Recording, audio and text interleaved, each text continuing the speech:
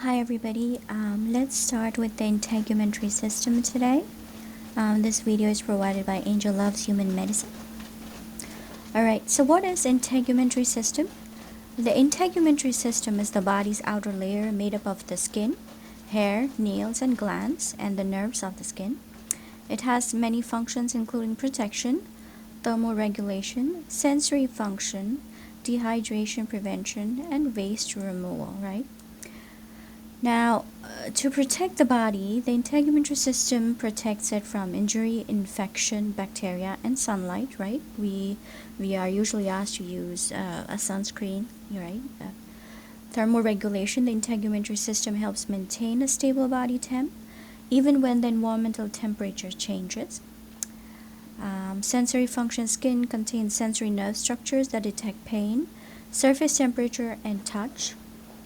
Dehydration prevention, the integumentary system stores water to prevent the body from becoming dehydrated. Waste removal, the integumentary system transports and removes waste materials, right? We sweat, we let go of waste materials. Okay. Alright, so your skin covers and protects everything inside your body, including your muscles, bones, nerves, blood vessels, and internal organs, right? Without your skin, you'd be a mess. It's not very pleasant to imagine yourself without skin. You'd have muscles and organs moving about, sticking out, and falling all over the place, right? We will keep sticking to the walls. That's what would happen. It would be like a slime. Thanks to our skin, through all those things, stay inside right where they're supposed to be, right? So your skin protects you, at the same time it's holding things in place. The thinnest skin on your body forms your eyelids, yet these tiny bits of skin do an amazing job of protecting our eyes, right? Imagine not having eyelids over your eyes. It would be a horrible situation. The thickest skin on your body makes up the soles of your feet, right? We can actually walk on them. Your foot muscles would probably be sore if they don't have your skin to protect them when you run around barefoot during the summer, right? Alright, so the average adult has approximately 21 square feet of skin, which weighs 9 pounds and contains more than 11 miles of blood vessels. The average person has about 300 million skin cells, right? So the largest organ of our body is the skin, right? Alright, let's start with layers of the skin, right? So epidermis, dermis, hypodermis, and then we have muscles, alright? Alright, so what is epidermis? Epidermis is the top layer of the skin protecting the body from the outside world. It's made up of several layers of the cells and has many important functions, including protection, right? Epidermis protects the body from harmful substances such as UV radiation, chemicals, bacteria, viruses, and fungi. The Langerhans cells found in the epidermis are a part of skin immune system and protects against foreign antigens, right? So our skin, especially epidermis, acts as a very strong barrier, which is a part of innate immune system, right? And that's where Langerhans cells come into picture.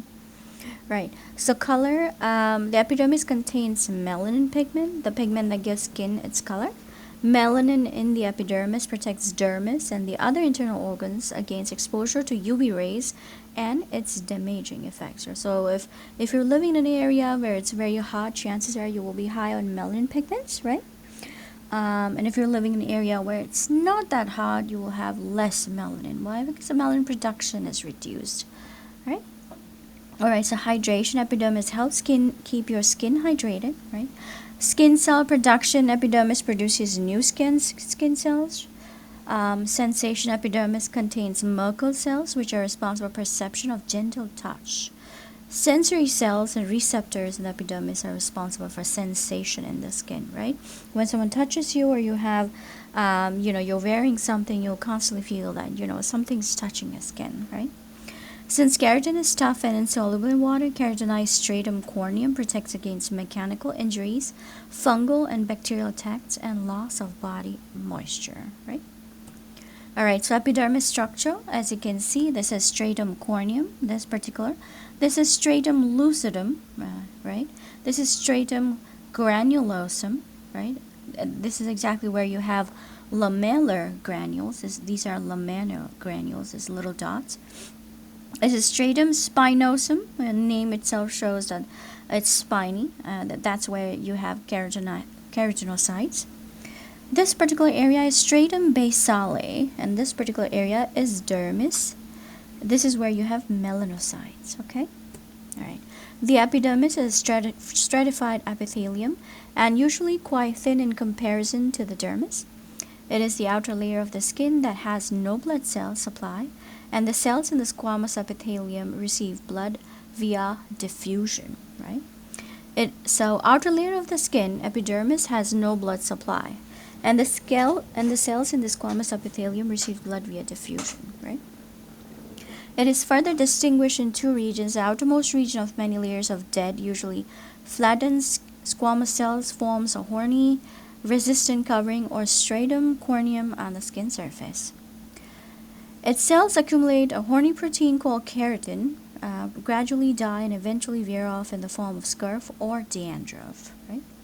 The innermost or basal region of epidermis includes a single row of living columnar cells, the Malpighian layer or stratum germinativum, which is separated from the underlying dermis by a basement membrane. Its cells actively divide and continually replace the worn-out cells of a cornified layer.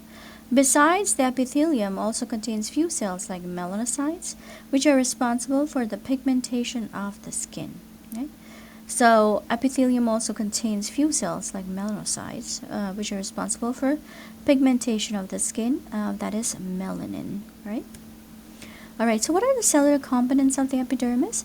The epidermis is primarily consists of keratinocytes, proliferating basal and differentiating suprabasal, which comprise of 90% of its cells, but also contains melanocytes, Langerhans cells, Meckel cells, and inflammatory cells. Epidermal thickenings called rate ridges or rate pegs extend downward between dermal papillae. Blood capillaries are found beneath the epidermis and are linked into arteriole and a venule. The epidermis itself has no blood supply and is nourished almost exclusively by diffuse oxygen from the surrounding air. All right, so epidermis lives through the surrounding air. Why? Because it's the outermost layer, right? Cellular mechanisms for regulating water and sodium levels, ENaCs, are found in all layers of the epidermis, right? So cellular mechanism for regulating water and sodium levels, ENaCs, are found in all layers of the epidermis, right? All right, what are the cell junctions? Epidermal cells are tightly interconnected to serve as a tight barrier against exterior environment, right? The junctions between epidermal cells are of the adherens junction type, formed by transmembrane proteins called as cadherins, right? So they stick to each other.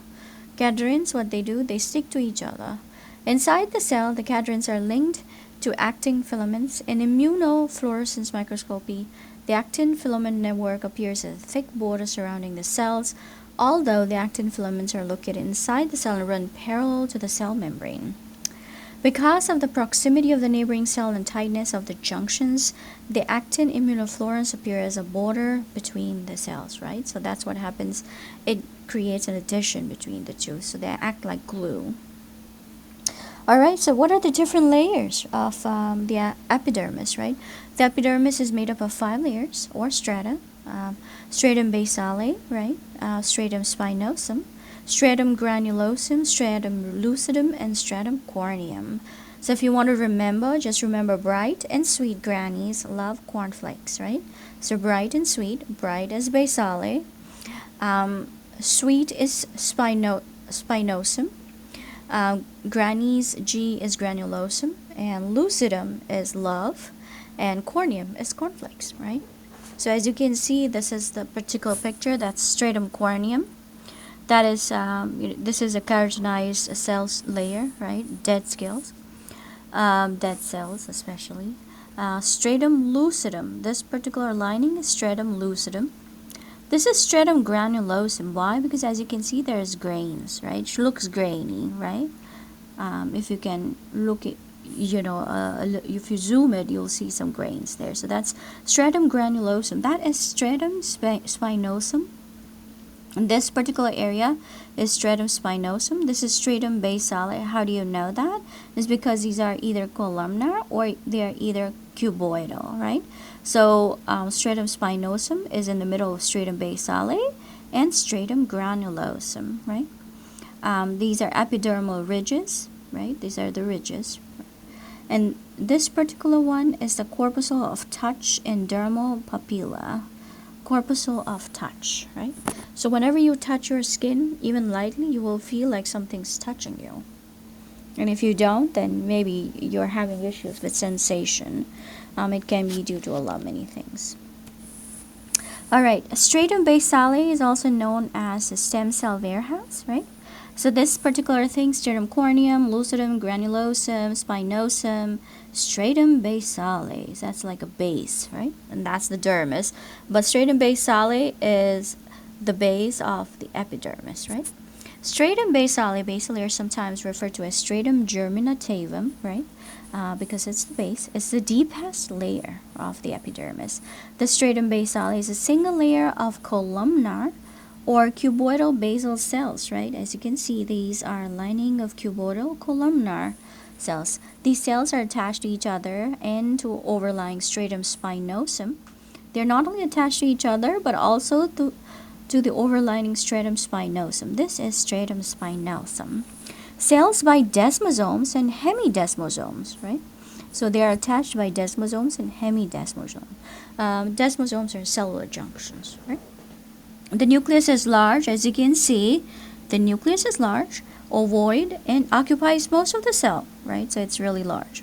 Some basal cells can act like stem cells with the ability to divide and produce new cells, and these are sometimes called as basal keratinocyte stem cells, right? They are called as basal keratinocyte stem cells. And this is exactly why it's called a stem cell warehouse. They divide to form keratinocytes of the stratum spinosum, which migrate superficially. So they divide. The basal layer cells divide. They become keratinocyte. They mature into keratinocyte, and keratinocyte goes forward and enters in stratum spinosum. Okay. Other types of cells found with stratum basale are melanocyte pigment-producing cells. So they have melanocytes, right? They produce melanin pigment. And Merkel cells. Merkel cells are what? They're touch receptors, right? All right. The function, it attaches epidermis to the basal lamina, right? It's responsible for skin's continuous generation. Why? Because we just said it is a stem cell warehouse, right? Actively dividing cells called basal cells or basal keratinocytes, right? Attachment to dermis bonds to dermis via intertwining collagen fibers referred to as basement membrane. This particular is basement membrane. As cells in the stratum basale divide and move upwards, right? They go to stratum spinosum, right? They replenish the outer layers of the skin. This turnover is important for the constant renewal of the skin surface and wound healing. The constant regeneration of cells is very important because it's not only during the wound healing, but also during desquamation when you're shedding a skin, right? All right, stratum spinosum. Stratum spinosum is the prickly layer, right? This is where the stratum spinosum, this is dermis, this is stratum basale. This particular pink area is your stratum spinosum, right? Prickle cell layer. Let's find out why is it so prickly, right? The stratum spinosum is a layer of epidermis, the outermost layer of the skin, right? The epidermis is the outermost layer. Stratum spinosum is just one of the layer that helps make skin flexible and strong, right? So it provides robustness to the skin. Where is it located? The stratum spinosum is located between the stratum basale and stratum granulosum. So this is basale, this is granulosum, right? So it's in the middle. Cells, the stratum spinosum is made up of keratinocytes which are held together by desmosome, the sticky proteins, right? So they are held together by desmosomes. So stratum spinosum is made of keratinocytes which are held together by desmosomes which are sticky proteins. Shape. The cells in stratum spinosum are irregularly shaped and have visible intercellular bridges. They're irregularly shaped. Yes, there is no shape to it. They just have intercellular bridges. How thick is it? Stratum spinosum is usually 5 to 10 cell layers thick. Okay, so 5 to 10. Alright, so stratum spinosum is also known as prickly cell layer because the desmosomes between neighboring cells look like prickles or spines when the cells shrink slightly. Okay, so this is exactly why it looks prickly. Why? Because they have desmosomes. They're spiny, right? The stratum spinosum contains Langerhans cells, which are skin's first line of immune defense, right? So now you know why it's spiny, right? Alright, so clinical significance, diffuse hypoplasia of stratum spinosum is called as acanthosis. So hyperplasia is a condition where an organ or tissue increases in size due to an increase in cell production. The cells appear normal under a microscope and are not cancerous, but they may become cancerous. So diffuse hypoplasia of stratum spinosum, so there is an overactivity of cells, then it's called as acanthosis, diffuse hyperplasia. Okay, so like they said, Langerhans cells, which are skin's first line immune defenders, at times our body can misunderstand an incident and may overproduce certain things. Alright, so what is the spinosum comes from the Latin word, the spiny comes from the Latin word spinosum. Its appearance is due to shrinking of microfilaments between desmosomes that occurred when stained with H&E. Keratinization begins in stratum spinosum. Why? Because it's made of keratinocytes, right? Although the actual keratinocytes begin in the stratum basale, right? The basal layers become keratinocyte and they move forward to stratum spinosum, right? Why do they do that? Because the process keratinization occurs in stratum spinosum. They have large pale staining nuclei as they are active in synthesizing fibrillar proteins known as cytokeratin, which build up within the cells, aggregating together, forming tonofibrils. The tonofibrils go on to form the desmosomes, which allows a strong connection to form between adjacent keratinocytes. The desmosomes are protein complexes, right, that act as adhesive junctions between cells, in this case keratinocytes, providing mechanical strength and integrity to the tissue. This is exactly why stratum spinosum makes it very sturdy and robust. Why? Because they have desmosomes, right? So desmosomes are responsible for maintaining the mechanical integrity of tissues, especially in the areas that are constantly under mechanical stress, like the skin, the heart, the respiratory epithelium. Desmosomes are found at intercellular junctions. The stratum spinosum also contains Langerhans cells, which functions as macrophage by engulfing bacteria, forming particles and damaged cells that occur in this layer. Okay, what is stratum granulosum? A stratum granulosum, also known as granular layer, is a thin layer of cells in the epidermis of the skin that sits between the stratum spinosum and stratum corneum. The location of stratum granulosum, thin layer in the epidermis above the stratum spinosum and below the stratum corneum. The thin layer in the epidermis above the stratum spinosum and below the stratum corneum is where stratum granulosum is.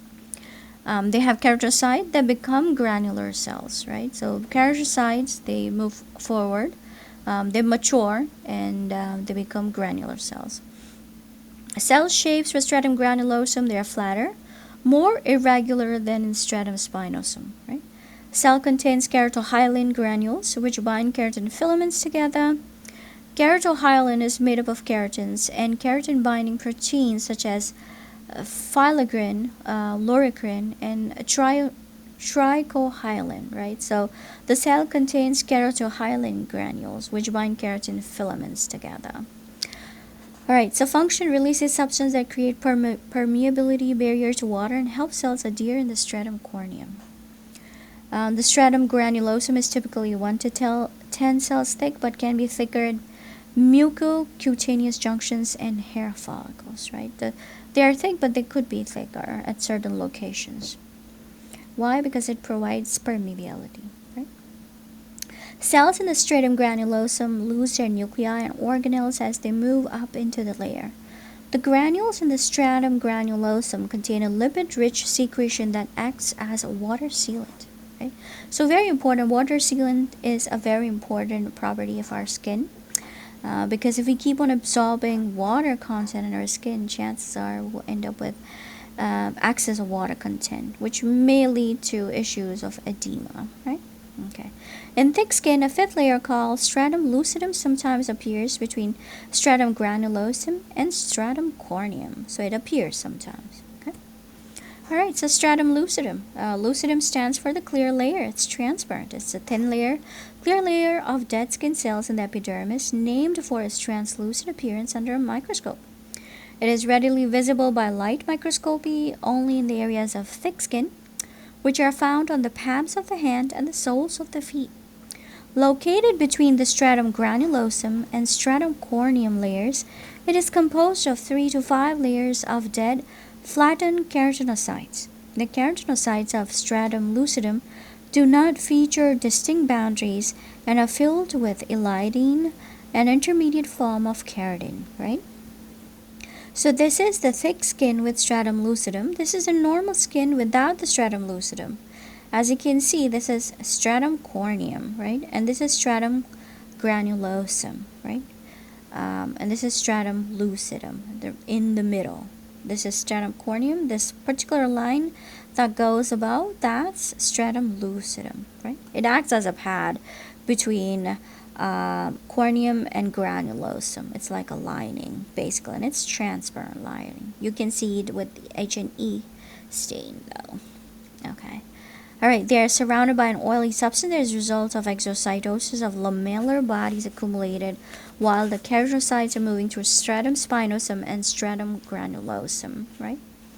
The thickness of the stratum lucidum is controlled by the rate of mitosis, division of the epidermal cells. So how thick it is depends on the mitosis, right?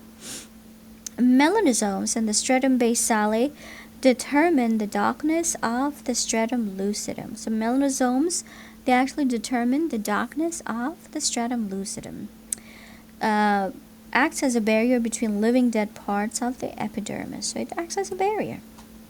Stratum corneum, all right. So stratum corneum is also known as the horny layer, right? Is the outermost layer of the epidermis consisting of dead tissue, and it protects underlying tissue from infection, dehydration, chemicals, and mechanical stress. It is composed of 15 to 20 layers of flattened cells with no nuclei and cell organelles. So stratum corneum is the only layer has no nuclei and no cell organelles, right? It's composed of 15 to 20 layers.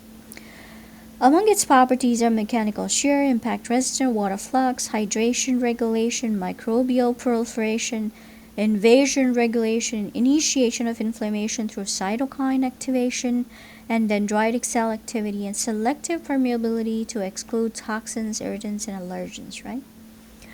This is exactly why when we touch something, at times we have an inflammation. For example, if you're allergic to chemicals, all of a sudden you'll see some hives, some rashes on your skin, especially on our palms and our sole of our feet, right? Or if we are too much exposed to water, chances are you'll feel like our skin is pruny, right? So that's the protection it provides. It's like your body is rejecting the external extra material, right? The cytoplasm of its cell shows filamentous keratin. This corneocytes, all right, so these are the cells in corneocytes, right? The names change.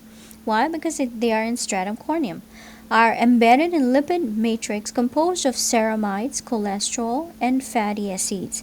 So the cytoplasm of its shell shows filamentous keratin, right? So it has filamentous keratin. These corneocytes are embedded in lipid matrix. There's a lipid matrix, and corneocytes are embedded in it, composed of ceramides, cholesterol, and fatty acids. And desquamation is a process of cell shedding from the surface of stratum corneum, balancing proliferating keratinocytes that form in the stratum basale, right? So basal layers turn into keratinocytes, right? And they mature, when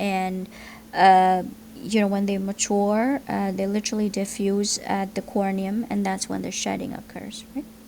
These cells migrate through epidermis towards the surface in a journey that takes approximately 14 days, right? So your skin sheds in 14 days. So it starts on the basal layer on number 1, day, and at the 14th day it sheds. So what is the structure of stratum corneum? The human stratum corneum comprises several layers of flattened corneocytes that are divided in two layers, stratum disjunctum and stratum compactum, right? The skin's protective acid, mantle, and lipid barriers sit on top of stratum disjunctum. Corneocytes, dead skin scales, are stacked in layers to provide physical barrier. Corneodesmosomes, this whole corneocytes together, right? So we had desmosomes earlier. Now we have corneodesmosomes, right? Mortar lipids, this fill the space between corneocytes and are made up of ceramides, cholesterol, and free fatty acids. Mortar lipids are like bricks, basically. The stratum corneum is the thickest on the palms and the sole, right? We just discussed. The stratum disjunctum is the uppermost and the loosest layer of the skin. The stratum compactum is comparatively deeper, more compacted, and more cohesive part of stratum corneum, right? So stratum disjunctum is the uppermost layer and loosest layer of skin. Stratum compactum is a comparatively deeper, more compact, and more cohesive part of the stratum corneum. The corneocytes of the stratum disjunctum are larger, more rigid, and more hydrophobic than those of stratum compactum. The stratum disjunctum above these layers can swell, as can the lowest layer of stratum disjunctum, twofold, right? So stratum disjunctum above these layers can swell, and can the lowest layer of disjunctum, so they're twofold. The first layer of stratum compactum between them has limited swelling capacity and provides the stratum corneum's barrier, right? So stratum compactum, the first layer between them, has limited swelling capacity, provides the stratum corneum's barrier. So that's where the barrier comes from. It comes from stratum compactum. Why? Because it's more compact than disjunctum. Alright, so as you can see, this is epidermis, dermis, hypodermis. Lipids, lamellar membranes. These are lamellar membranes, alright? These are corneodesmosomes. They're protein rivets. As you can see, they are connecting. They're creating additions, right? Corneocytes are like bricks, right? Lipid mortar, it sticks to each other, so that's lipid mortar, right? So this particular area, it's corneum, right? So this is where you have it. It's a stratum corneum. It acts as a skin barrier. They have skin corneocytes, right? So there you go. So this particular is a brick and mortar model. So as you can see here, this particular area, that is stratum corneum, and these are the dead skin layers, right? How many? 15 to 20, right? All right. Stratum corneum function. The stratum corneum is the top layer of skin and has several functions, including protection, hydration, and shedding, right? Stratum corneum acts as a barrier to protect the body from pathogens, right? Stratum compactum is the one that is helping bacteria, fungi, chemicals, abrasion, heat, and light. Right? Hydration. The stratum corneum contains fats that prevent water from evaporating and keep the skin hydrated, right? Stratum corneum sheds dead skin cells called corneocytes to make room for new cells, okay?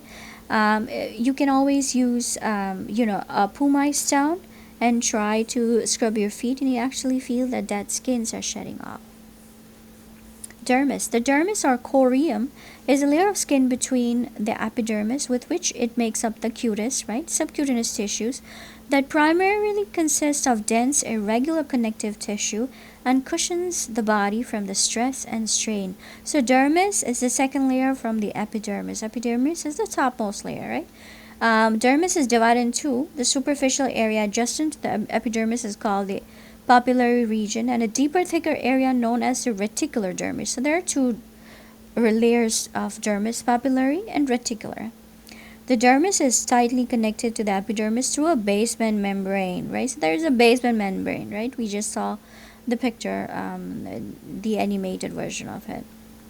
Structural components of dermis are collagen, right? That's what gives elasticity to your skin.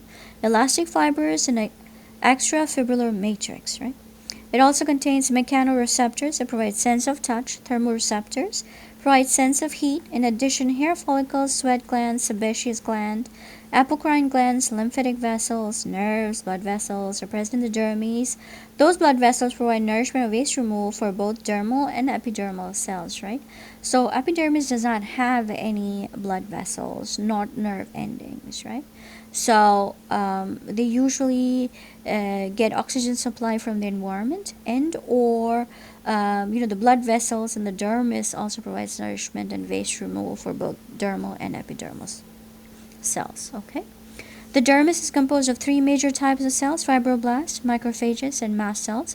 Apart from these cells, the dermis is also composed of matrix components such as collagen, which provides strength, elastin, which provides elasticity, and extrafibrillar matrix, an extracellular gel-like substance primarily composed of glycos, aminoglycans, most notably hyaluronan, proteoglycans, and glycoproteins. They're difficult names, but yes, so it is made of matrix components of such as collagen, an extrafibrillar matrix, extracellular gel-like substance primarily composed of glycose, aminoglycans, most notably hyaluronan, and proteoglycans and glycoproteins. Alright, so this is dermis, right? This is the eccrine sweat unit. This is the apocrine sweat unit, right? As you can see, this is a hair follicle.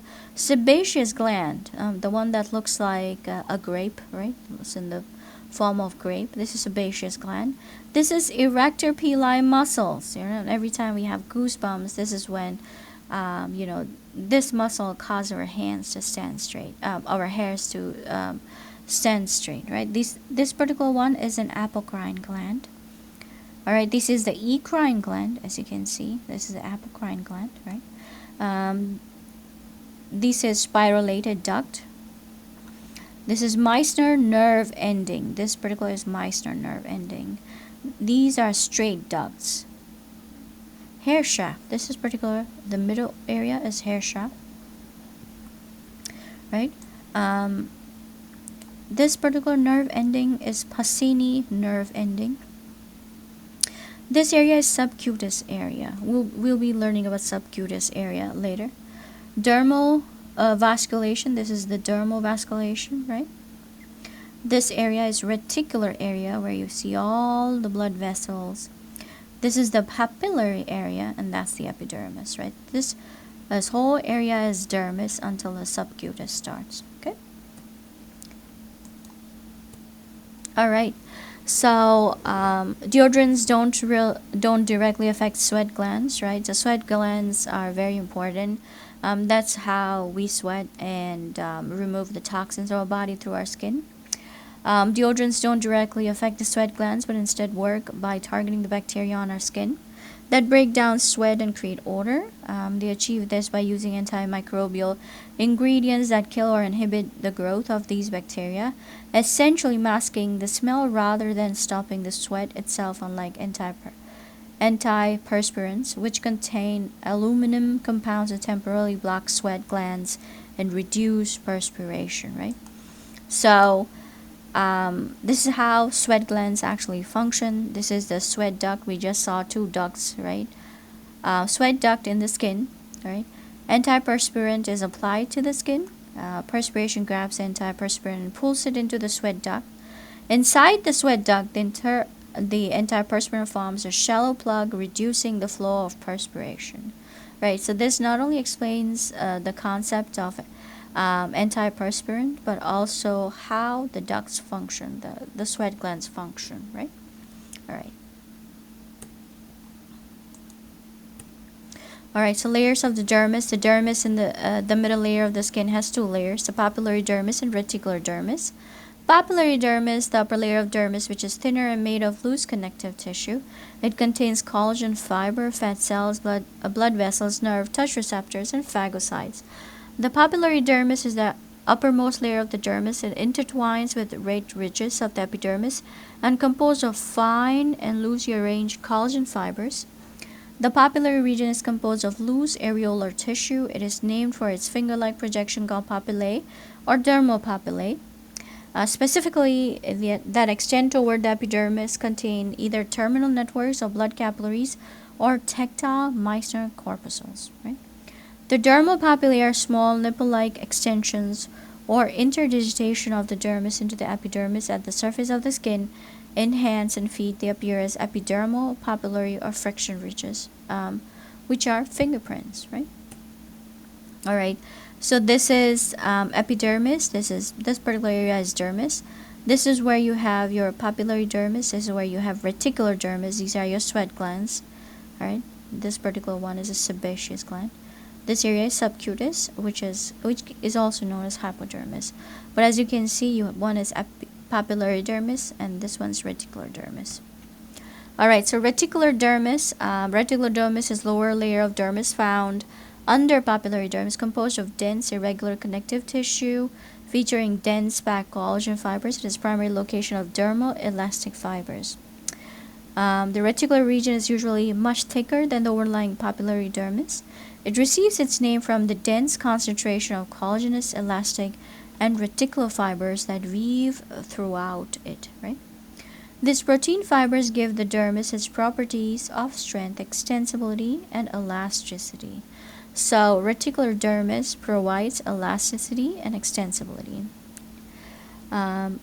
Within the reticular regions are the roots of the hair, right? So, as you can see, this is the roots. Sebaceous gland, this particular gland is a sebaceous gland. Sweat glands, right? We just had a conversation about sweat glands. Receptors, nails, and blood vessels.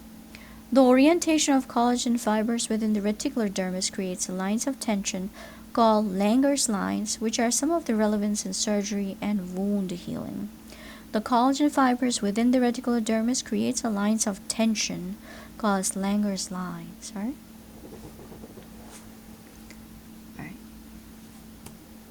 Dermis functions.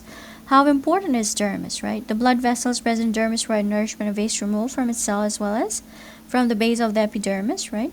Dermis helps in thermal regulation as sweat glands promote evaporation, resulting in a loss of excessive body heat.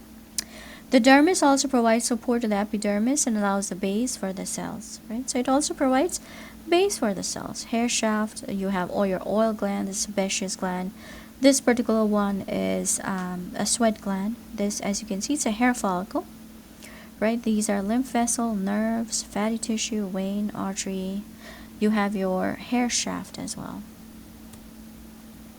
So, hypodermis, right? So, this particular area, the subcutaneous tissue, is where the hypodermis is. Hypodermis, this layer consists of areolar and adipose tissue. Fibers that extend from the dermis anchor the skin to the subcutaneous layer, which in turn attaches to the underlying fascia, the connective tissue around muscles and bones.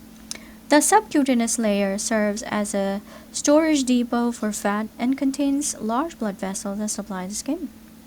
This region, and sometimes the dermis, also contains nerve endings called lamellated corpuscles or Pacinian corpuscles that are sensitive to pressure, right? So, hypodermis contains Pacinian corpuscles, okay? And they are very sensitive to pressure.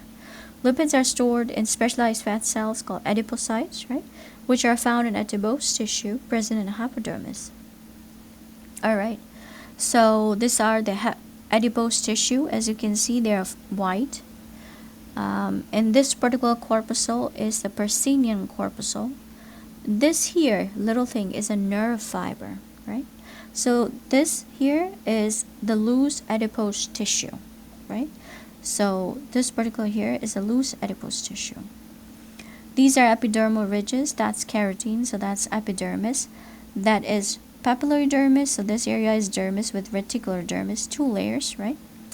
This particular area from this line starts the adipocytes, right? So these are the white oval ones are adipose. All right, cross section of a treated adipose tissue, right? So as you can see, these yellow ones are all adipose tissue, right? So what does an adipocyte look like? Adipocyte has a nucleus. It has a membrane. It also has a cytoplasm. It has a mitochondria right here, right? Golgi apparatus right here. So that's your Golgi. And this is a fat reservoir with triglyceride. This particular one is a mature adipose tissue, right? This particular one is a mature adipose tissue, potentially from someone who is very well aged. The hypodermis is the innermost and the thickest layer of the skin. Instead, Instead, it's the deeper subcutaneous tissue made of fat and connective tissue. This layer consists of cells like fibroblasts, fat cells, connective tissue, large nerves and blood vessels, and macrophages, right? Skin is a part of innate immune system, and hypodermis also has macrophages in it. The purpose of the hypodermis is to attach the skin to the underlying bone, muscle, as well as supplying the other layers of the skin with blood vessels and nerves. Right? Hypodermis is made up of loose connective tissue and elastin protein. The thickness of this layer differs in different parts of a body and is also significantly different in males and females, right? It is thickest in the shoulders and abdomen in men, while in females it is thicker in hips and thighs. Alright, so thickest in shoulders and abdomen in men, and while in females it is thicker in hips and thighs. Alright, so what are the functions of hypodermis? Hypodermis contains a large amount of fat which function as energy storage, right? And this is exactly why we have mitochondria in it. Alright, a thick layer protects external agents and acts as an insulator protecting against cold. This layer provides attachment between the epidermis and the dermis to the internal organs in the body. An appetite-regulating hormone called leptin is also synthesized by fat cells in the hypodermis layer. So, hypodermis also has leptin, all right, which is an appetite-regulating hormone, right? What is the relationship between adipocytes and hypodermis? All right. The more body fat a person has, the more adipocytes are present, leading to higher levels of leptin in the bloodstream, right? So you understand the whole concept here, right? So the more body fat you will have more adipocytes, which leads to higher secretion of leptin in the bloodstream. All right, so this particular is hypodermis again. This white circular thing that you see are adipose tissue, is the adipose tissue, right?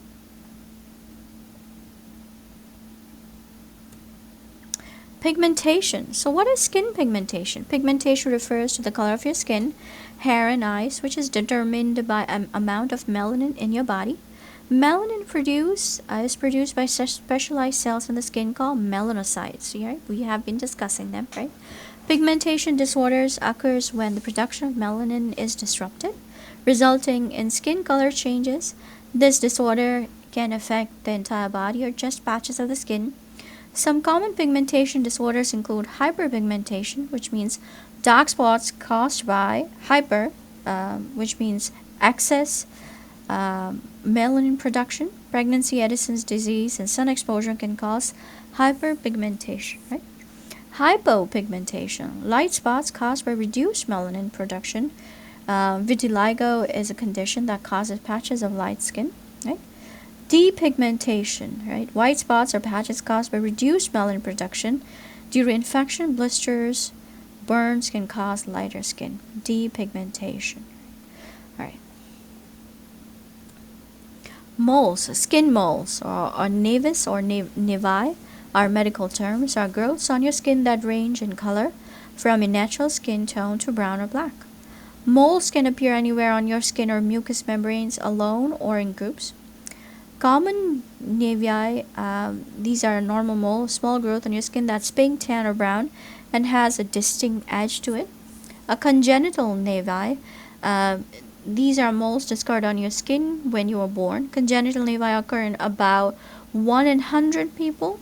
These moles may be more likely to develop into melanoma, right, than moles that appear after birth, right?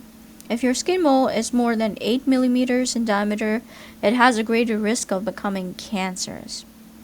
Dysplastic nevi, these moles are larger than a pencil eraser and irregular shape. Dysplastic nevi tend to have uneven color with dark brown centers and lighter uneven edges.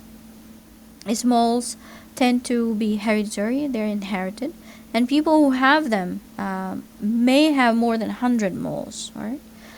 If you have dysplastic nevi, then you have a greater chance of developing malignant cancerous melanoma Any changes in a mole should be checked for skin cancer by dermatologists, right? People usually take moles for granted, but congenital and dysplastic nevi moles should be checked by dermatologists. All right, so how do you know which is a normal mole, an atypical, or a malignant mole, right? So asymmetry, one half does not match the other, right? So this is a normal mole, but this is atypical. Why? One half is not matching the other. Edges are irregular, jagged, or blurred. As you can see, the edges irregular, jagged, or blurred. As you can see, this particular mole has a distinct edge, right? Color, unevenly colored shade of brown or black, patches of pink, red, or white, right? So brown, patches of pink, red, or white. This evenly colored, right? Diameter greater than 0.25 inches. As you can see, this is greater than 0.25 inch.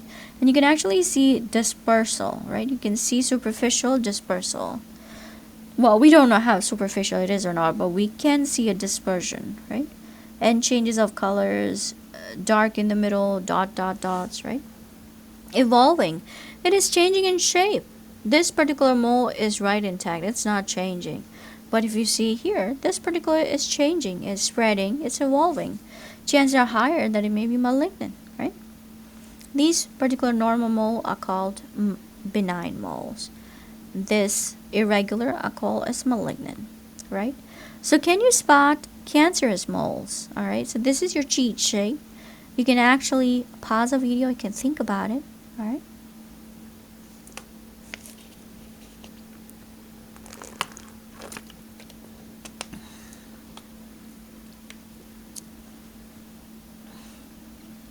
Okay, so let's find out which ones are cancerous moles, right? As you can see, one half does not match the other half. One half does not match the other half. One half, irregular shapes, right? These particular ones are irregular shaped, and as you can see, they're spreading, right? They're evolving, they're changing in size and shapes, all right? They're also changing in color, as you can see right here. Size, shapes, color changes, right? The diameter is larger than 0.25 inches, yes. They're spread out, 0.25 inches. The edges are irregular. Moles that are distinct have distinct edge. Here, as you can see, this one's spreading. Right? As you can see, this particular one and this particular one. Right? So the answer is they're all cancers. Alright. What is albinism? Albinism is a genetic condition that causes partial or complete lack of melanin, the pigment that gives color to the skin, hair, and eyes. People with albinism are often referred to as albinos, right? Symptoms of albinism include very pale skin that burns easily in the sun, white or very light blonde hair. As you can see, this girl here has white or very light blonde hair. This particular hair is white. Though it can also be brown or red, eyes that are very light blue to brown in color, extremely sensitive to bright light, vision problems such as photophobia, nystagmus, and amblyopia, crossed eyes, is also very common. As you can see, this girl has heterochromia, which means different color, variations in color. Blue, one is like reddish, and as you can see, even her eyebrows are white. Albinism is present at birth and affects people of all races and genders. It is a lifelong condition, but it doesn't worsen over time. So you are born with the albinism and you stay that way. Albinism doesn't usually affect lifespan. Your lifespan's not affected. However, a certain type of albinism, HPS, can shorten a person's life due to a lung disease or bleeding problems. It can be hemophilia or any other bleeding problem. HPS stands for Hermansky-Pudlak syndrome. Is a disorder characterized by a condition. It is a disorder characterized by a condition called oculocutaneous albinism, which causes abnormally light skin, pigmentation of the skin, hair, and eyes. Affected individuals typically have fair skin, white or light colored hair. Okay. So the treatment of albinism may include sunglasses or tinted contact lenses to help the outdoors, placing lights over a shoulder rather than in front of the reading or close work indoors, low vision aids like magnifying lenses or telescopic lenses, prescription eyeglasses, or contact lens to correct refractive errors, right? Surgery to correct crossed eyes, right? The reason why it happens is because they don't have melanin pigments, right? Alright, so vitiligo is a chronic autoimmune disorder that causes patches of the skin. As you can see, there are patches of the skin, white or milky white patches of the skin that can appear anywhere on the body, including the face, inside the mouth, and genitals. Hair in the affected areas may also turn white, right? As you can see, the hair in the affected areas is turning white. Okay, so these are the white patches. The cause of vitiligo is unknown, but it may be related to immune system changes, genetic factors, stress, sun exposure, autoimmune diseases such as Hashimoto's thyroiditis, type 1 diabetes, Addison's disease, pernicious anemia, psoriasis, rheumatoid arthritis, and systemic lupus erythematosus. Right? Several types of vitiligo, including generalized vitiligo, most common type, which causes patches of pigmentation all over the body, right? So generalized is generalized in each and every region of your body. Segmental vitiligo causes small patches of pigmentation on one side of the body or in a limited area. One side of the body or in a limited area, right? Affects the mucous membrane. Mucosal vitiligo affects the mucosal membranes of the mouth and or genitals, right? A focal vitiligo, a rare type, where the maculas develop in a small area and don't spread in certain pattern within 1 or 2 years. So this is a very rare type, and as you can see, it is dependent on timing. Trichome causes a bullseye with a white or colorless center, then an area of lighter pigmentation and an area of natural skin tone. So you only have bullseye. This particular area, it has vitiligo. It has a white patch, right? As you can see, this gentleman here has it on his ears, under the eyes. This girl here has, right here on the forehead, on the chin, as you can see with the eyebrows, right? If you or somebody in your family has vitiligo, there are awareness programs that are available that can help you as a parent. Okay, all you have to just look online, right? All right. So who else had vitiligo? Michael Jackson had vitiligo, a chronic skin condition that causes patches of the skin to lose pigmentation. Like we just discussed, the cause is unknown. However, combination of genetic susceptibility and environmental factor can be the reason. All right. So as per the dermatologist of Michael Jackson, his skin gradually became paler, around 1980s. The patches of the skin lost their pigment, giving them a milky white appearance. Jackson used makeup and possibly skin bleaching prescription creams to cover the uneven blotches. He also used Benoquin, an FDA-approved treatment for vitiligo. So an absence of melanin causes vitiligo, right? So as you can see right here, so there is a lack of melanin pigment, right? So this particular skin is normal. This is not normal, right? All right. So many surgeries are available for vitiligo, right? So this is a before picture and this is the after picture. Skin transplant can also be a very good solution for vitiligo.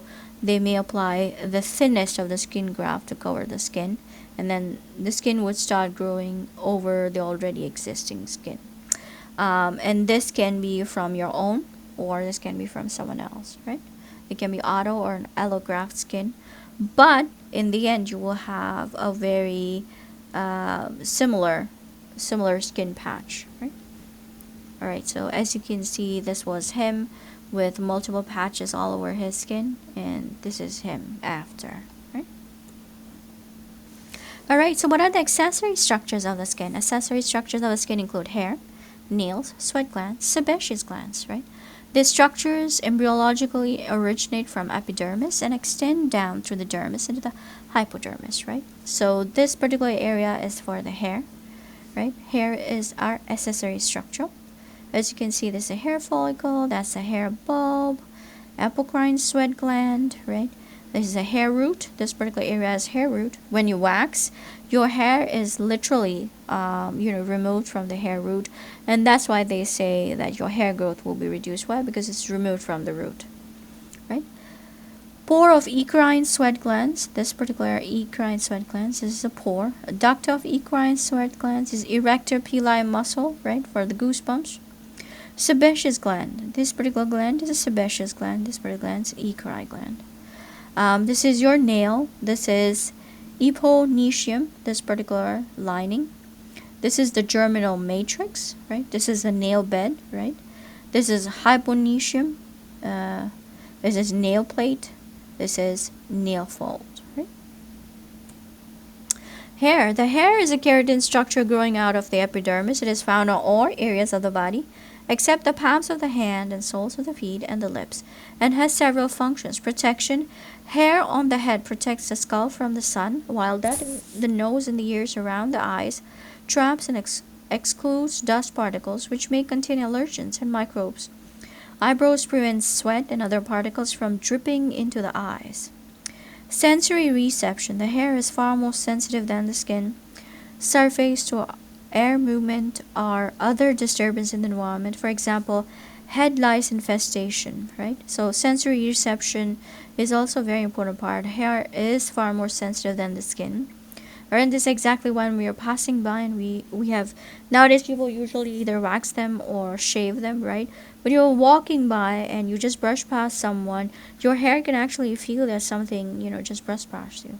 So hair is way more sensitive than your skin. Why? Because hair is directly connected to the erector pili muscle. Thermoregulation is also a very important part, right? That's exactly why many people that do not have hair, they're bald, right? They usually wear caps. Why? Because they're protecting their head from excessive heat during sun, or protecting them from sunburn. And or when it's really cold, those that are bald would especially wear hats to cover them from excessive cold, right? Distribution of sweat gland is very important, right? Because we have sebaceous gland in our hair. Psychosocial. Hair plays an important role in determining self-image and social perception.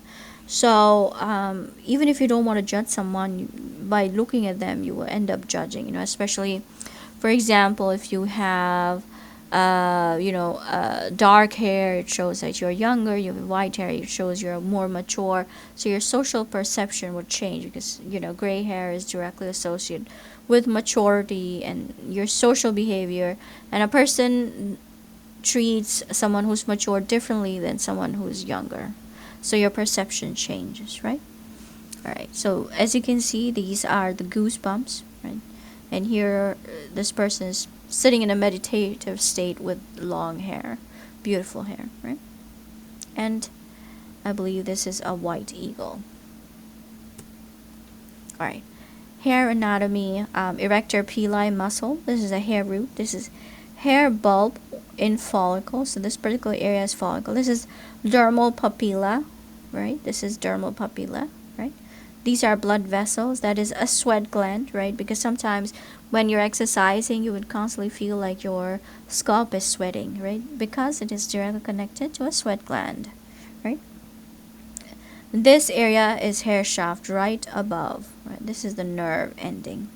Medulla, cortex, cuticle, right? So the inside of the hair is medulla, outside is cortex, and this particular area is cuticle. Hair mainly comprised of dead keratinized skin stands, and that's why when you cut your hair, it doesn't hurt you. Why? Because it's made of dead skin, right? Strands of hair originate from the hair follicle, which is an epidermal penetration of the dermis. Hair follicles are set at an angle into the dermis with the bulb germinal matrix sitting deep down just above or in the hypodermis. The structure of the dermal papilla, bulb, germinal matrix, and the root. The visible hair shaft is only part that is not anchored to the hair follicle, and the shape plays a role in determining hair texture. The rest of the hair root is anchored in the follicle and lies below the surface of the skin. The hair root ends deep in the dermis at the hair bulb and includes a layer of mitotically active basal cells called hair matrix. Right? The cells of the hair matrix divide and differentiate to form three layers of the hair: medulla. The central core of the hair is medulla. The outside is the cortex, surrounds the medulla, and the cuticle is outer layer, very hard keratinous cells. Right? Hair texture. The hair texture is determined by the shape and structure of the cortex and by the shape of the hair follicle. The round hair follicle, hair will be straight and coarse. Oval hair follicle, hair will be wavy.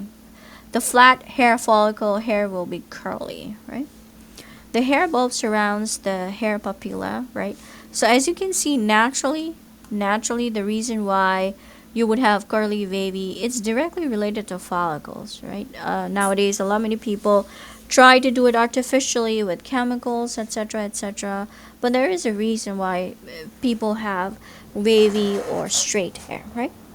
The hair bulb surrounds the hair papilla, which is made of connective tissue and contains blood capillaries and nerve endings from the dermis. Also attached to each follicle is a small bundle of smooth muscle, erector pili, which contracts cold, fear, and emotion to erect hairs and produce goosebumps, right? So when you're scared, the first thing will happen, you can actually feel the goosebumps, right? Right. So erector pili, the bulge right here, where the erector pili is directly connected. As you can see, this muscle is not only connected to our epidermis, but also to the hair, right? All right. So hair shaft. This is the hair bulb. There's melanocytes, melanin pigment. This is the fibrous tract. Inner root sheath layer. This particular layer is the inner root. This is the outer. The black one is the outer layer. This is the epidermis, right? Infundibulum of sebaceous gland. Infundibulum of sebaceous gland. This is exactly why we have dandruff, right? All right. The hair bulb surrounds the hair papilla, which is made of connective tissue, contains blood capillaries, nerve endings.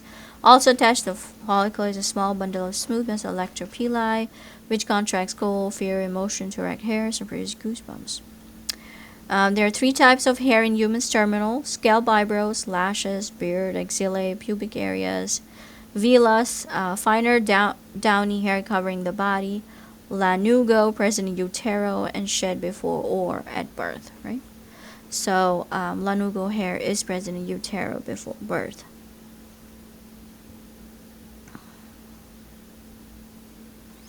Hair growth. Hair growth is determined by genetic and hormonal factors and begins with the production of keratinocytes by the basal cells in the matrix of the hair bulb. Keratinization is complete when the cells are pushed through the follicle to the skin surface, forming the visible shaft of the hair. This shaft is dead and composed entirely of keratin. Each cycle of hair growth is predetermined and goes through three phases. One is anagen or growth phase. Cells divide rapidly at the hair root, pushing the hair shaft up and out. Hair typically grows at the rate of 0.3 millimeter per day. In this phase, which usually lasts from 2 to 7 years, right? Catagen or resting phase, so 0.3 mm per day for 2 to 7 years, right? Catagen or resting phase lasting only 2 or 3 weeks. This marks a transition from the hair follicle's active growth. Alright, so catagen or resting phase lasting only 2 to 3 weeks. This is like the transition. Telogen or shedding phase, strands of hair are released, no new growth occurs, and the follicle is at rest. This lasts for around 2 to 4 months before another anagen phase begins. On average, 50 hairs are lost or replaced per day. So de-shedding is not only our skin, but also in hair. Why? Because your hair is also made of keratin, which is dead cells, right? Hair color. Hair is like the skin in that it gets its color from the pigment melanin, which is produced by melanocytes in the hair papilla.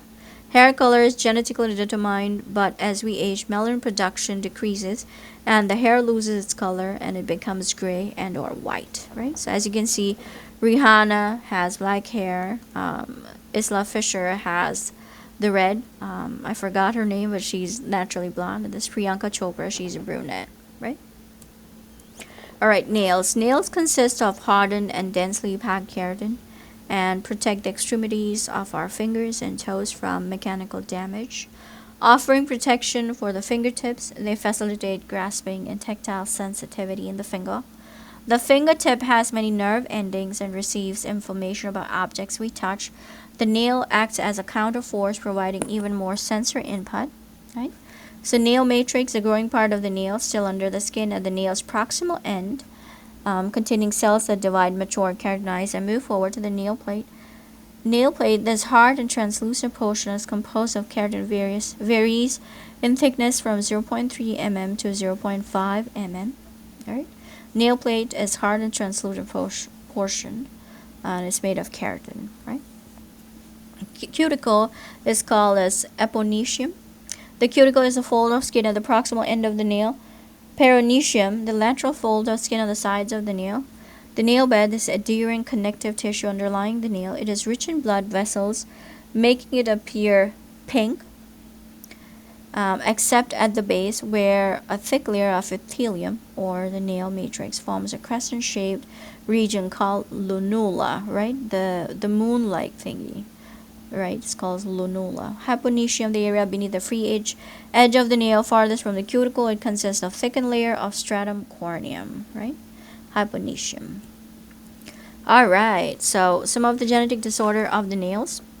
Anonychia congenital totalis. Totalis is a condition where a person is born without all their fingernails and toenails. Anonychia congenita totalis is a non-syndromic nail disorder that is noticeable at birth. It's characterized by complete absence of all nails, with no other physical or mental abnormalities. The skin around the absent nails is usually normal. Anonychia has been described in approximately less than 20 cases. It is likely to be transmitted as an autosomal recessive trait. Alright.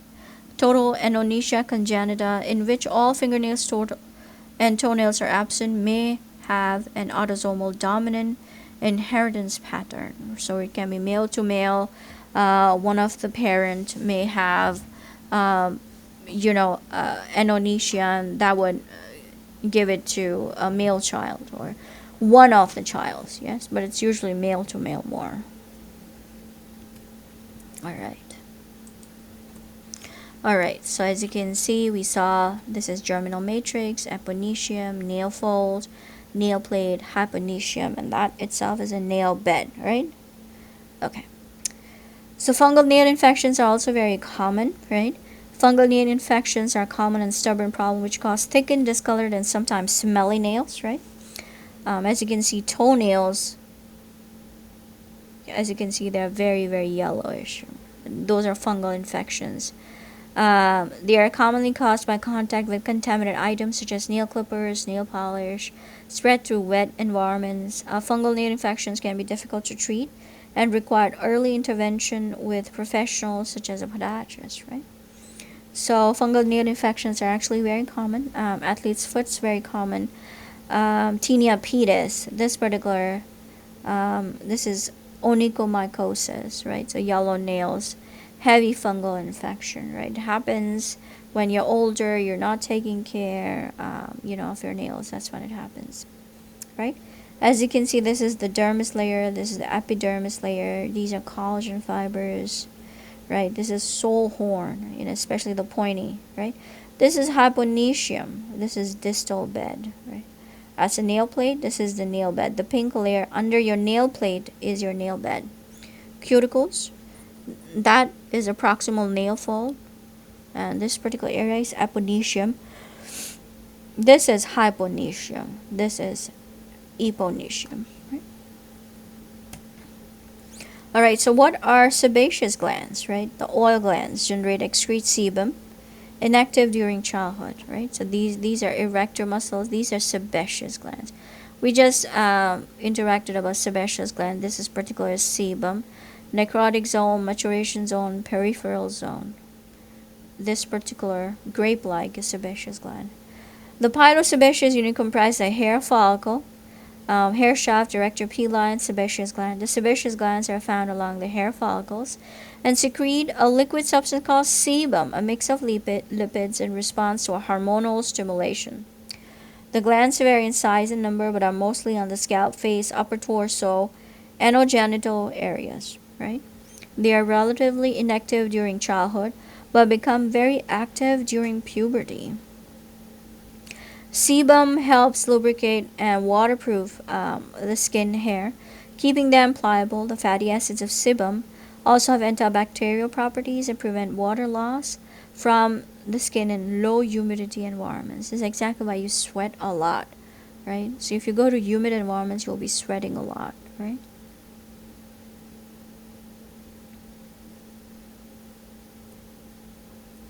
Sudoriferous glands. Sudoriferous glands, also known as sweat glands, are small tubular glands in the skin that produce sweat, right? We just saw the mechanism of why do we produce sweat, right? They are a type of exocrine glands, which means they secrete substances onto an epithelial surface through a duct. There are two main types of sudoriferous glands, ecrine and apocrine.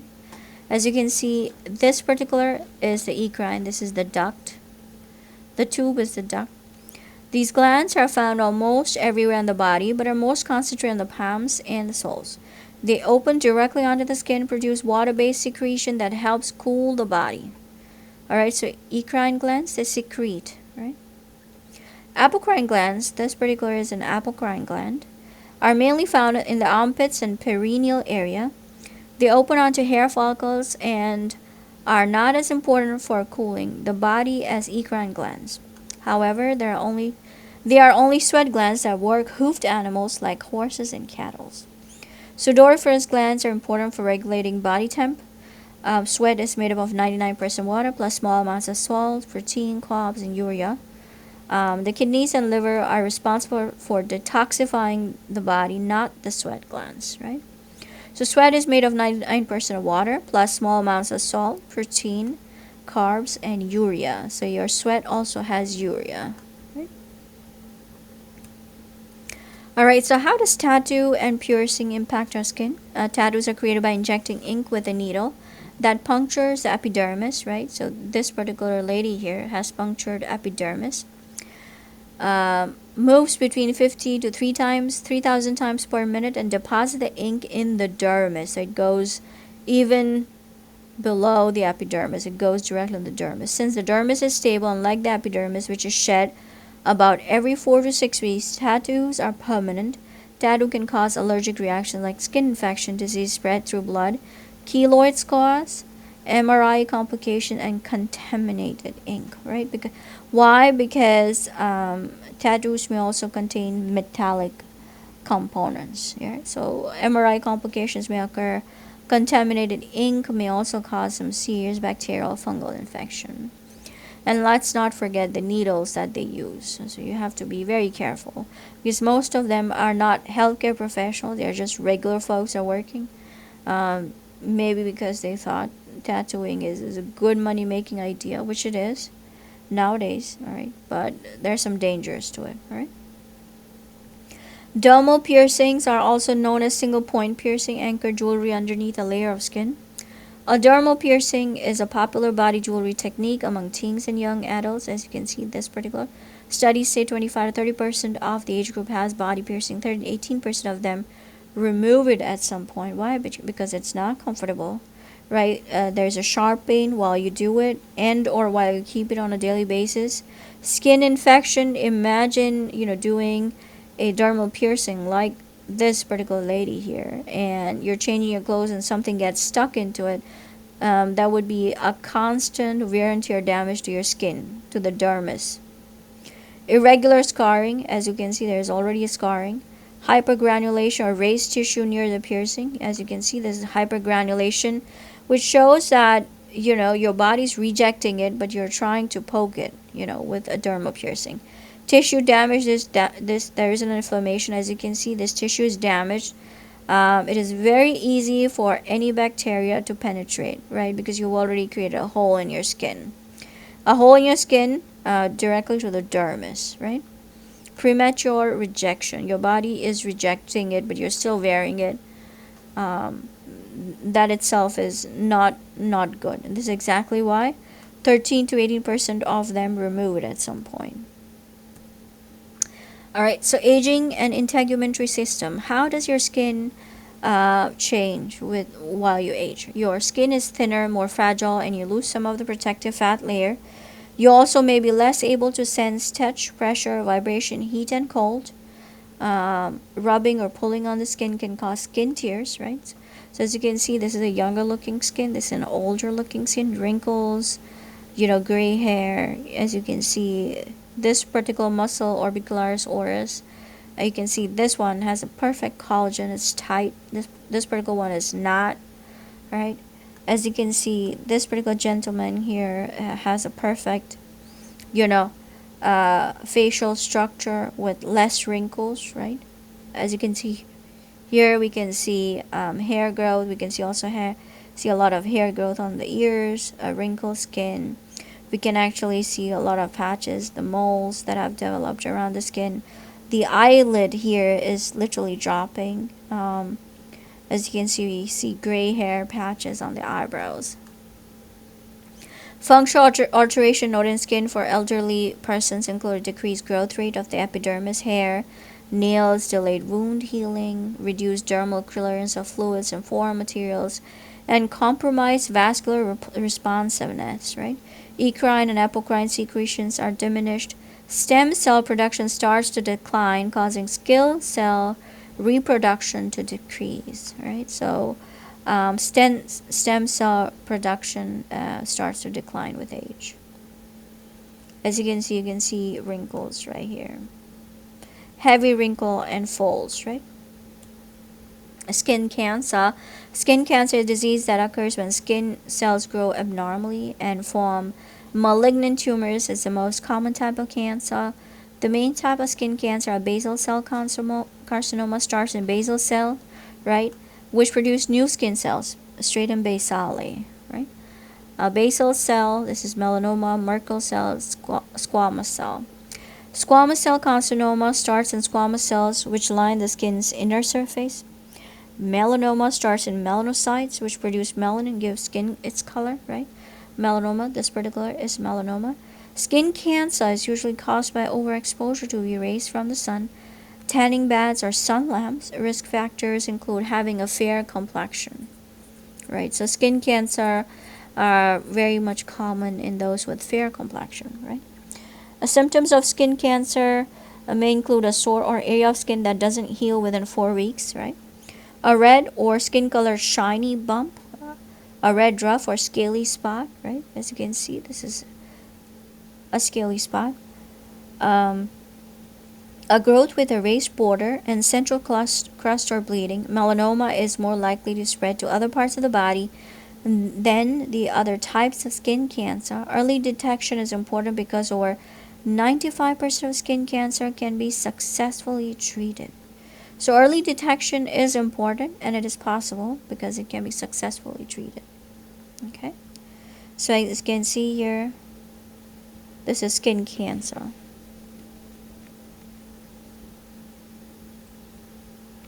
Eczema. What is eczema? Eczema, also known as atopic dermatitis, is a chronic skin condition that causes inflammation, redness, dryness, itchiness, and rash. Symptoms may include skin dry, itchy, red, swollen, cracked, thickened, hardened skin, rashes, oozing, weeping, bleeding when scratched. Others are changes in skin color and blisters. Common triggers for eczema include allergens such as pet dander, dust mites, pollens, and molds. Irritants such as soaps, detergents, shampoos, disinfectants, and juices from fresh fruits, meats, and vegetables. Weather changes, especially dry winter air, illness such as common cold, and stress. What are the different types of eczema? Atopic dermatitis. Atopic dermatitis is the most common form of eczema. It usually starts in childhood and often gets milder or goes away by adulthood. Contact dermatitis, a red itchy caused by direct contact with a substance or an allergic reaction to it. Contact dermatitis. Dyshydrotic eczema causes small blisters to form on your hands and feet. It's more common in women than men. Blisters are itchy and usually fluid-filled. Right? This is dyshydrotic eczema. Hand eczema. Sometimes people have a lot of itchy hands. Eczema that only affects your hands is called hand eczema. You may get this type of work in a job like hairdressing, cleaning, where you regularly use chemicals that irritate the skin, right? What is acne? Very common with those that are younger. Acne is most common in teenagers and young adults. Symptoms range from uninflamed blackheads, right, to pus-filled pimples or large red tender bumps. Treatment include over-the-counter creams and cleanser, as well as prescription antibiotics. Acne develops when sebum, right, sebaceous glands, we just discussed, an oily substance that lubricates your hair and skin, and dead scales plug hair follicles. Bacteria can trigger inflammation and infection, resulting in more severe acne. This is mild blackheads. This is moderate pustule. Severe is nodules like this. These are whiteheads. This is papule. This is cystic. As you can see, nodules and true cysts, right?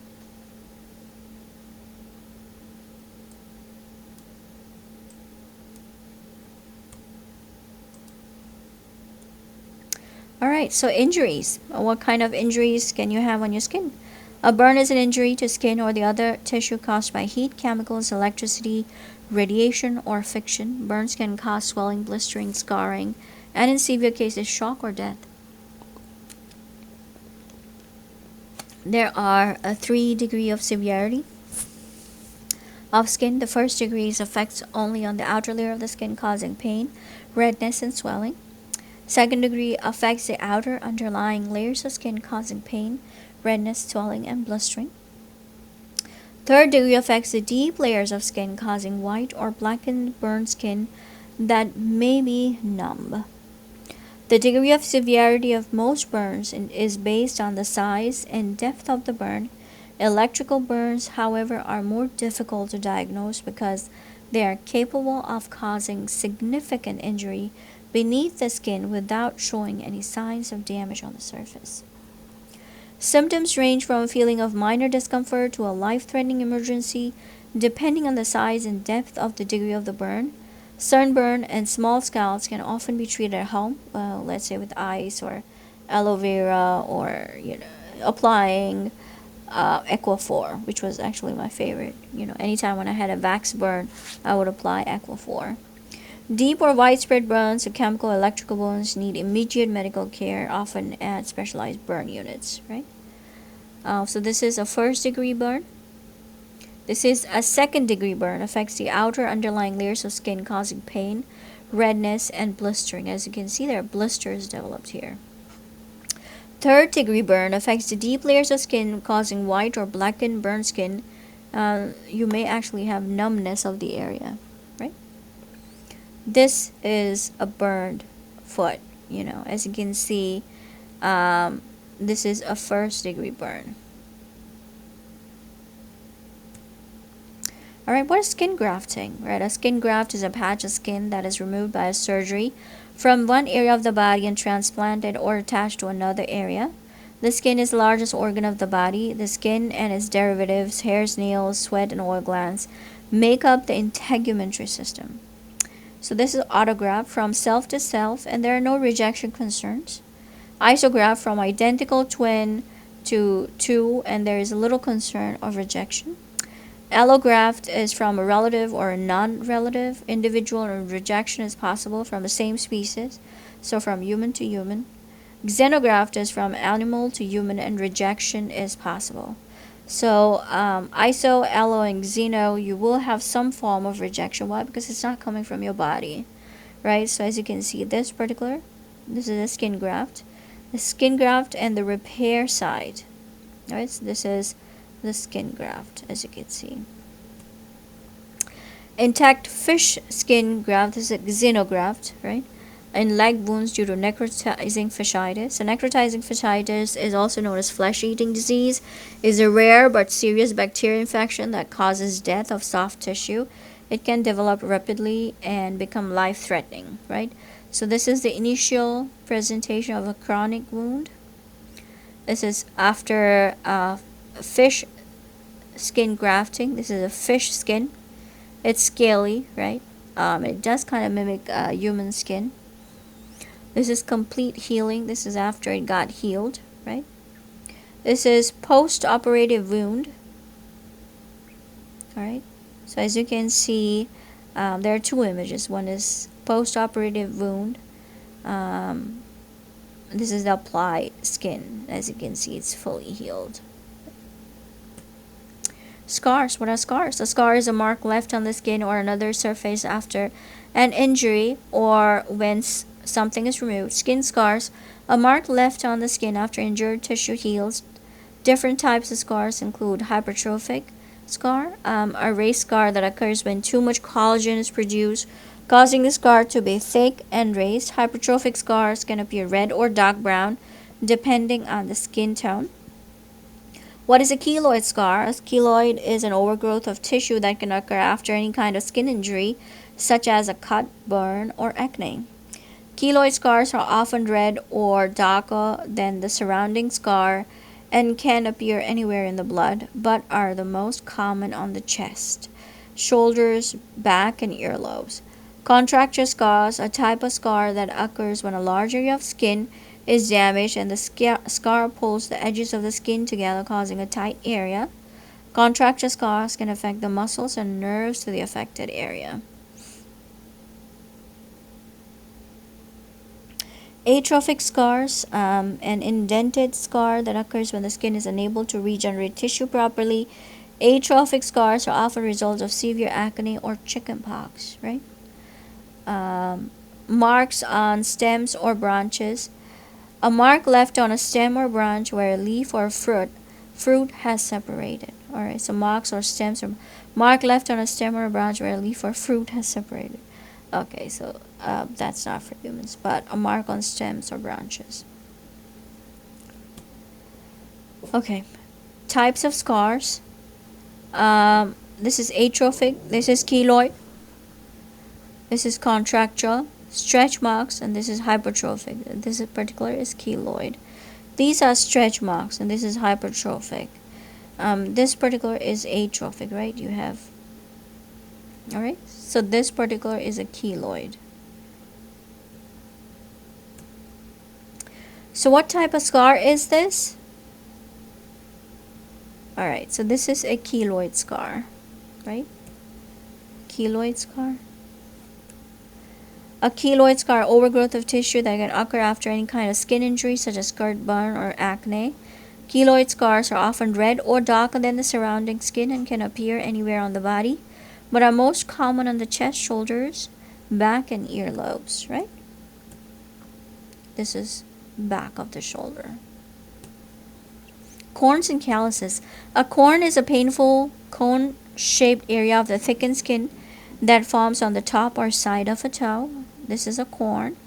Corns are caused by pressure or friction from ill-fitting shoes, walking barefoot, or standing for long periods.